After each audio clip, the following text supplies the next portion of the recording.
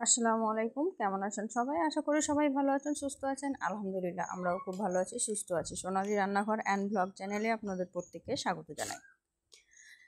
রাখে আল্লাহ মারে কি। কালকে আমি একটা ভিডিও পোস্ট করেছিলাম, সেই ভিডিওতে দেখিয়েছিলাম যে ট্রেনের মধ্যে একটা ভাই, এই যে দেখতে পাচ্ছেন, ট্রেনের যে বগির নিচে চলে যায় শুধুমাত্র কিছু ছেলের জন্য। সেখানে দেখানো হয়েছিল যে ভাইটা নাকি তাদের মোবাইল চুরি করতে গিয়েছিল, তার জন্য তারা নাকি এরকমভাবে তাকে শাস্তি দিয়েছে এবং ভাইটার মৃত্যু হয়েছে। কিন্তু আজকে ভালো লাগলো শুনে যে না, ভাইটার কিছুই হয়নি।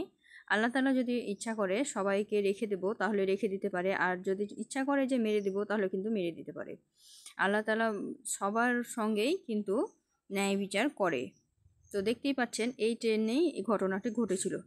ভাইটি এমনভাবে ট্রেনের তলায় চলে গিয়েছিল যে মরে যাওয়ার কথা ছিল, কিন্তু আল্লাহ তাআলার রহমতে কিন্তু ভাইটার কিছুই হয়নি। ভাইটা কিন্তু সুস্থ স্বাভাবিক আছে, হয়তো হাতে পায়ে একটু ছিঁড়ে গেছে, কিন্তু এখন সুস্থ স্বাভাবিক আছে।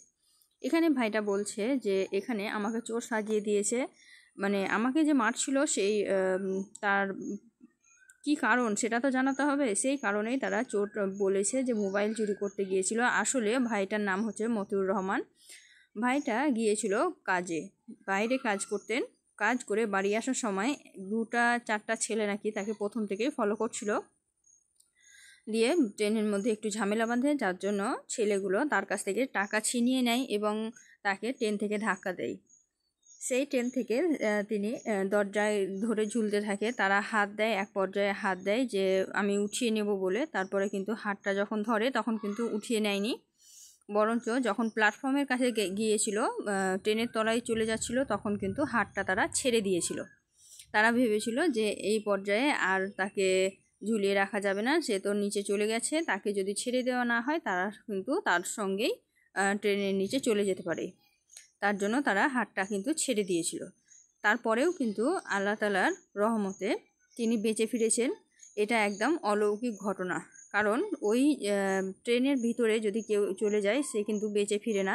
কিন্তু সেই সময় যেভাবে ভাইটা পড়েছিল আমরা সবাই ভেবেছিলাম হয়তোবা ভাইটা মারা গেছে, কিন্তু আল্লাহর রহমতে ভাইটা বেঁচে আছে, সুস্থ আছে। তার আশেপাশে আত্মীয় পরিজন সবাই কিন্তু একই কথাই বলেছে যে হ্যাঁ, এখানে কিন্তু চুরির কোনো ঘটনাই ঘটেনি, বরঞ্চ সেই ছেলেগুলাই তার কাছ থেকে তার পরিশ্রমের যে টাকা ছিল সেই টাকাটা তারা ছিনিয়ে নিয়েছিল, আর আগে থেকেই পরিকল্পনা করে নিয়েছিল যে তাকে মারবে। পরিকল্পনা করেই কিন্তু এই ঘটনাটা ঘটিয়েছে।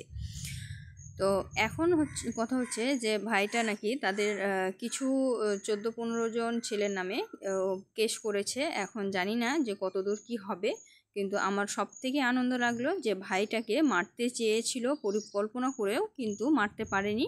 আল্লাহ তাআলা যদি দানা দিয়ে থাকে তাহলে কিন্তু কেউ মারতে পারে না। এটা আরেকবার প্রমাণ হয়ে গেল। ভাইটা কিন্তু আবার দ্বিতীয় জন্ম নিয়েছে। তো আপনাদের কেমন লাগলো ভাইটা বেঁচে আছে জেনে কমেন্টে জানাবেন, আমার খুব ভালো লেগেছে।